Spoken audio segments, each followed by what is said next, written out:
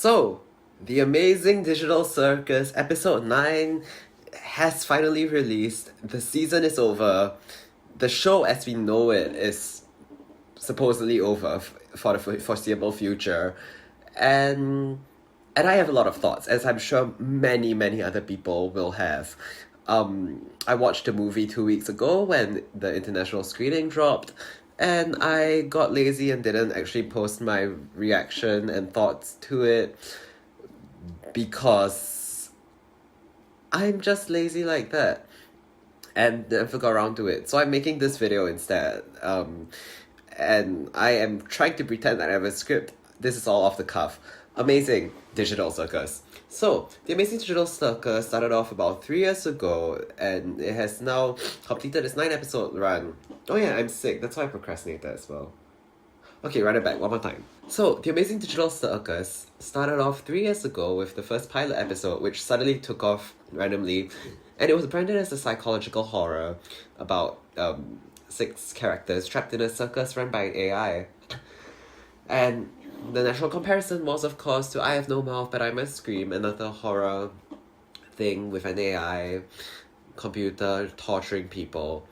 And it surprisingly attracted a lot of kids, or maybe not surprisingly given the animation. But amongst it all, I do find that with episode 9 dropping, there is a very tragic consequence of the show, I guess. Yeah, I'll say that. God, this is so rambly, sorry.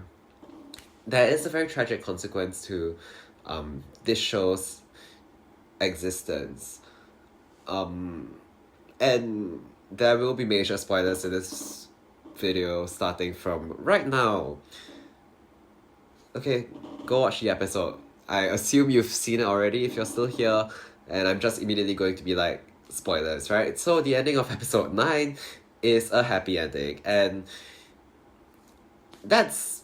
people are mixed about it. Some people don't like it, some people think it's sweet. I sobbed through the entire ending, which was an experience. I was sitting in a cinema as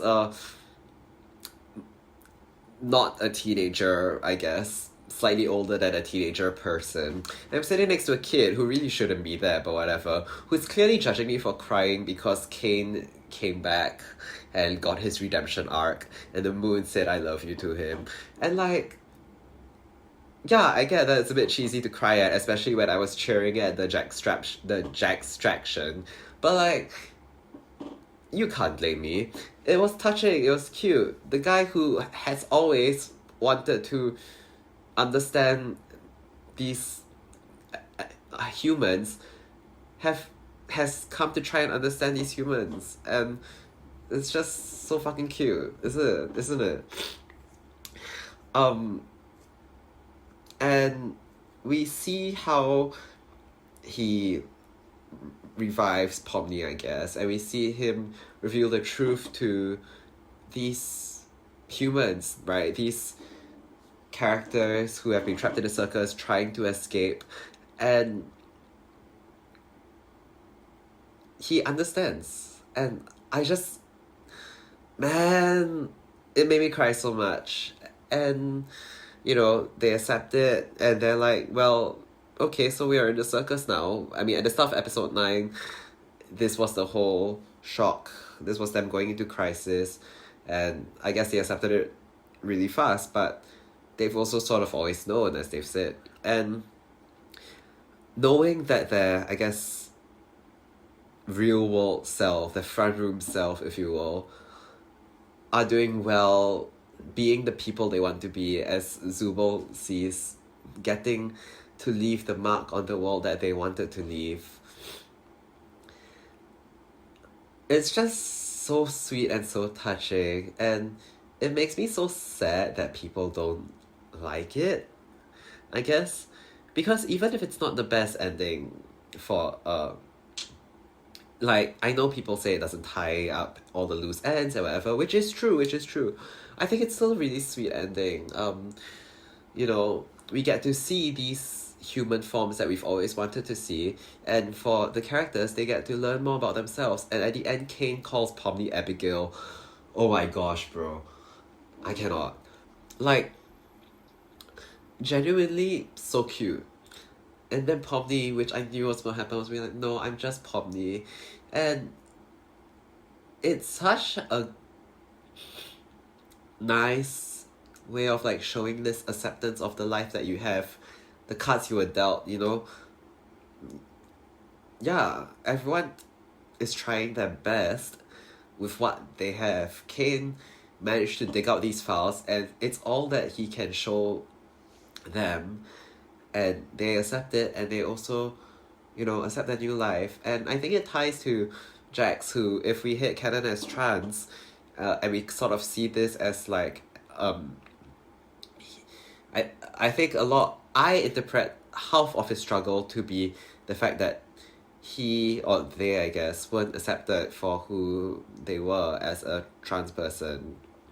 In this slightly headcanon hinted at thing, right? And if like Gooseworks is a self-insert, which I will get to in this as well, but if Gooseworks is a self-insert, then, you know, the trans parallels are slightly more there. And in that case, a lot of this episode is on acceptance, and doing what we can with the cards we are dealt. Or not in the case of Jax, right? Jax abstracts and goes on to be forgiven by Pomni, not really by the rest of the cast, and continues to live in this abstracted state, which I feel is a justified end. And I mean, it's a really cute ending. They get to explore the different worlds, they get to do what they want to do, they get to live out the lives and make the most of it, and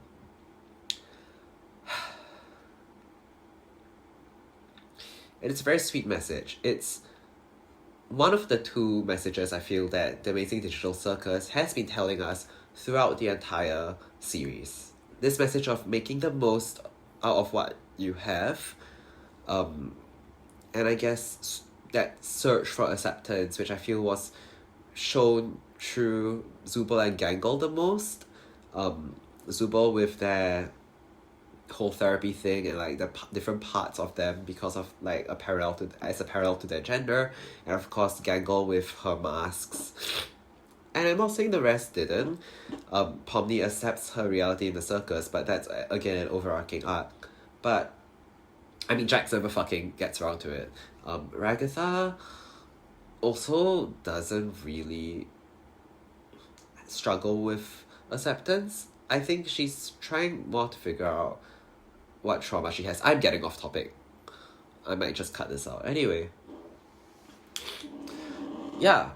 So that is the first message, right? And the second message is, as Kinga says in episode 3, and I am going to paraphrase, but as Kinga says in episode 3, the worst thing you can do in this circus is to make someone feel like they aren't wanted. And boy, is that a fucking ironic thing, by the way, in the grand scheme of things. But it's such a sweet message that gets constantly forgotten, right? I mean, it's something that Jax tries to do to literally everyone because he thinks none of the actions they do matter. It's something the cast does, Pomni especially, to Kane, to, like, save themselves, yes, but still, you know, it's what made Kane also kind of abstract-ish, I guess. Not really an abstraction because he's an AI, but still, it's a very visceral change in the physical form, and we know that that is a kind of imagery representation in this show. So, and I think at one point or another, everyone has done that by accident. Pomni does it to Ragatha in episode 5.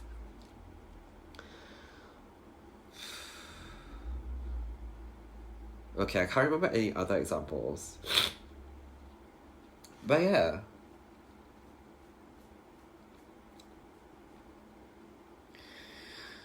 And So that is what episode 9 leaves us with. This very happy, sweet, heartwarming message of love each other, love your community, basically, love yourself, accept the situations you are in, make the most of it, take your new home and build it into your new reality, and appreciate all the lovely things, right? And it's really, really sweet. And thus, the tragedy of this all that I signposted who knows how many minutes ago is the fact that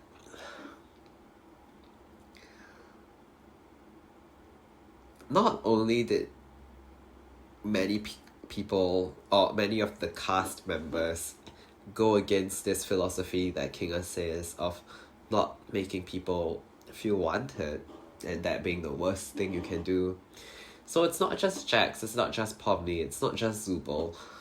It's also the entire fandom of the Amazing Digital Circus. And of course, at that time, we didn't know it. Not that it excuses any of it, but the irony wasn't really very clear until episode 9. And it's so sad that someone who created a show, created a story, whose message is very centered around this acceptance and this love, because people out there need acceptance and love, got completely harassed and like shooed off and bullied off the project, I guess. Not really the project, but Goose not wanting to work on the project anymore because the fandom has been so mean to her. It's just a horrible irony, I feel, and it is a very tragic end to a series that clearly was meant to be uplifting and could have had a very happy ending. But of course, instead, I mean, look, before even the leaks dropped, people were already upset that episode 9 was going to be in cinemas, which is a great thing for indie animation, but yes, it sucks for the people who can't go to the cinema, I get that. It's not even Goose's choice, so why attack her? But even if you were attacking Glitch, like, man, y'all just gotta be happy for them, you know? They are trying, it's my feeling. Again, they're doing the best with the cards they're dealt. They are in the animation studio. If they want to pave the way for other studios, they gotta do something. And then, of course, the leaks happened, and damn, man, like, okay, so I was lucky enough not to see any of the leaks until after I watched the film. But the inside I watched the film, and then I see these comments on Insta from like 2 weeks ago, bashing the ending, talking about the film, and like spoiling it, and just being upset with it already before the film was even released. That just sucks. And it really sucks that people weren't happy with the happy ending. Like, I get it. I get wanting to see an ending. I get wanting to know how they were scanned, the logic of it, wanting to know what happens in the circus afterwards, wanting to know. There's so many things that you want to know. I get it. I get why you would be unsatisfied with the ending, but to completely bash it, say it's a shit ending, and I think not appreciative for the message it's trying to say, is sad in its own right. But I wouldn't consider it tragic.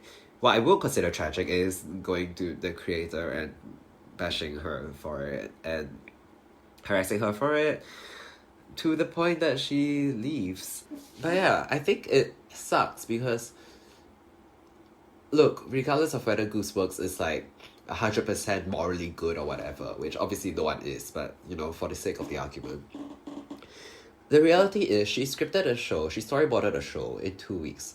She thought of a start, she thought of an end. This was probably an ending that was thought about, you know, back then, 3 years ago. And you can't predict what people will theorize in 3 years. And of course, if Backpack got it right in the first episode, sort of sheer luck, but also GG, right? But, I mean, as a FNAF fan, I really admire Gooseworks and the studio choosing not to divert from the script because, oh, people have guessed the ending. because let me tell you, that does not really end well.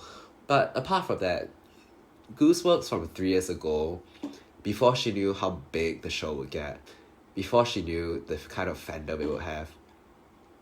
She wrote a happy ending, a message that is sweet, for, I guess, what she must have presumed would be a small community of Glitch fans that could hold on to this message, treasure it, and it would probably mean something to a handful of people. I'm sure it still does today anyway, right?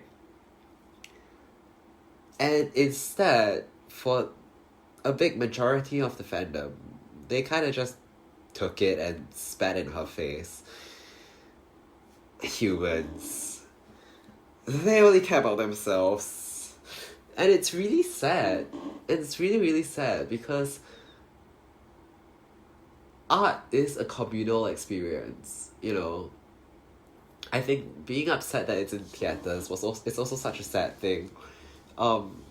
Because while yes, you might be missing out on experience, you are also saying, oh, I don't want anyone to have this theatrical experience. I don't want them to be able to go to the event, to cosplay and like have fun.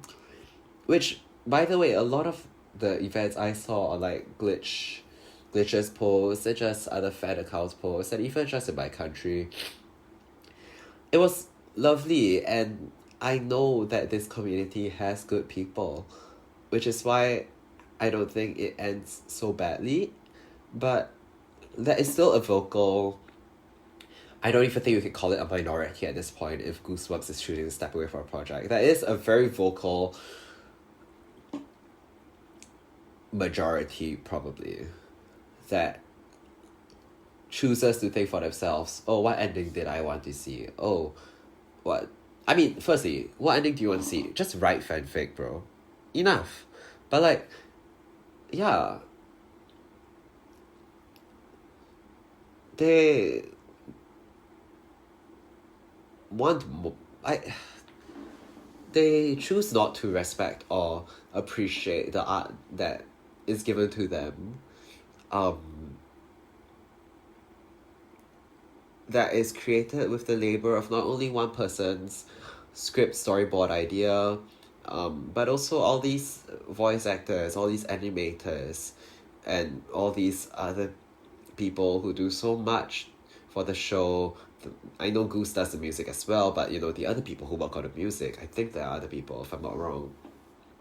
So much goes into a show like this.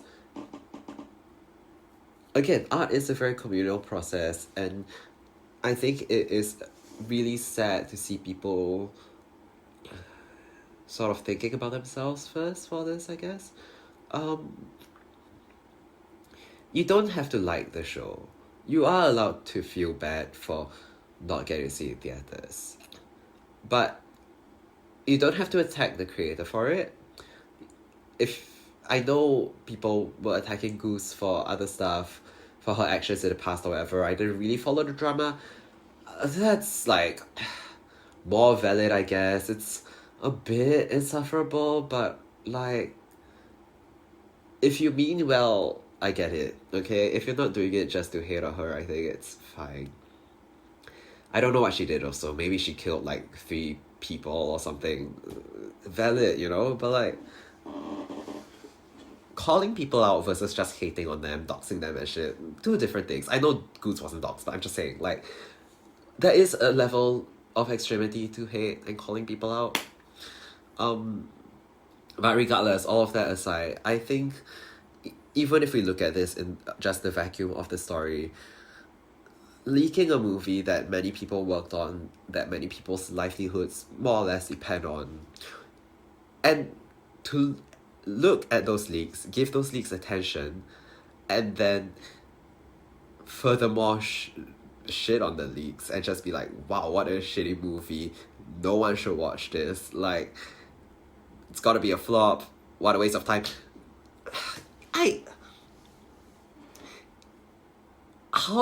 I don't know how to explain this if you're not someone who does art, but I just need to imagine working on something, right?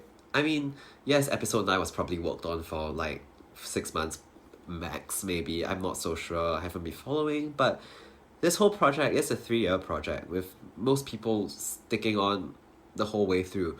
When you create something with so much love and labor for 3 years, no matter how good or how shitty it ends up being, if you're not working just to make a quick dime or whatever, and I believe that most people working on this project aren't, seeing people tear to shreds suck. And yes, you will always have haters. And, you know, that is part of creating art. But it is so sad when a bulk of those haters are from the community that calls themselves your fans. The people who say, we've been following this story because we love this story, we want to see what you are going to tell with these characters that we have come to love. And then you tell your story and then they go, wow, that sucks. Why did you even bother? No one should. Yeah, the ending wasn't worth this 3 years. Like, come on, guys. Seriously? This is not me calling out the community. I have no part to play. I have no credentials to do so, I guess.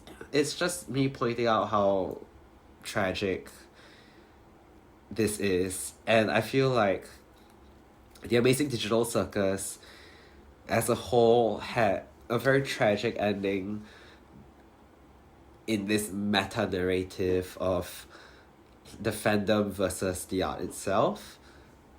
And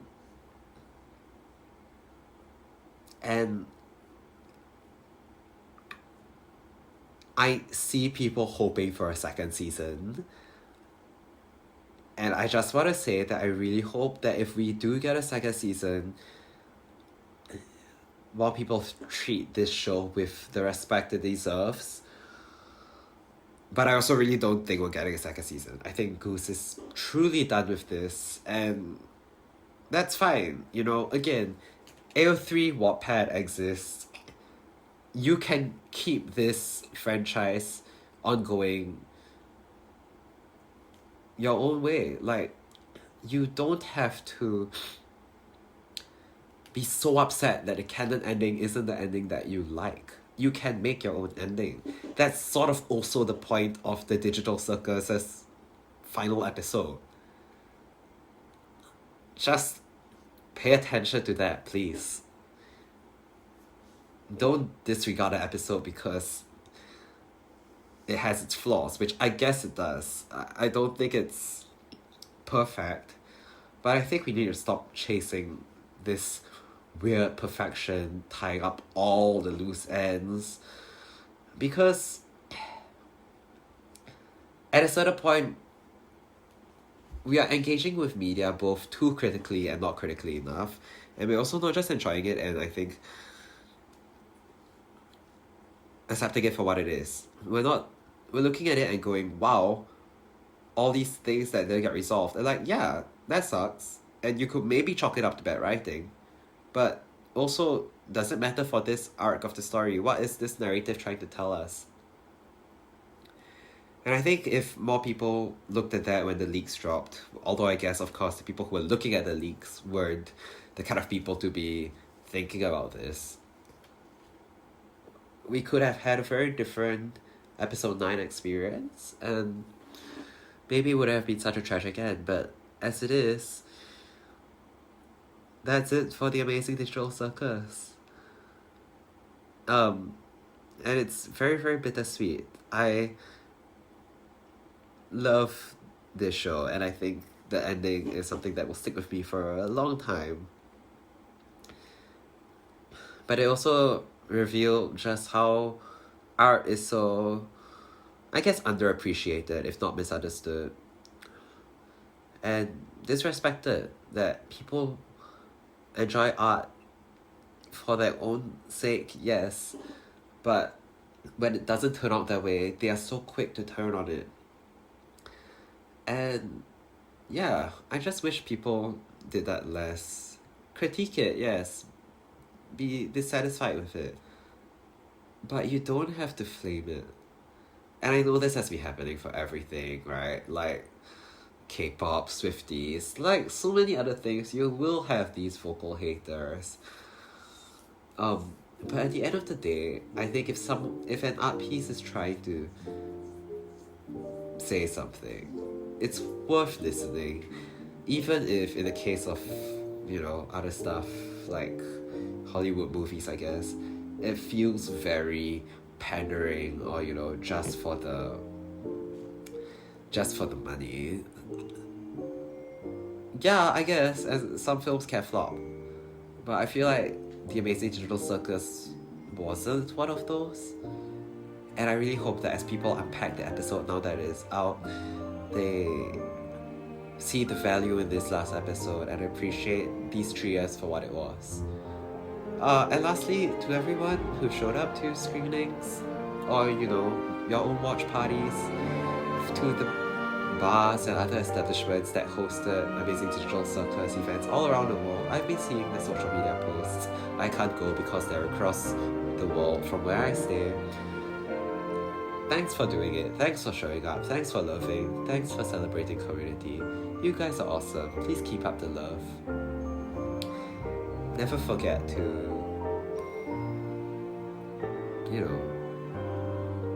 enjoy the space you have now in your new home. Peace.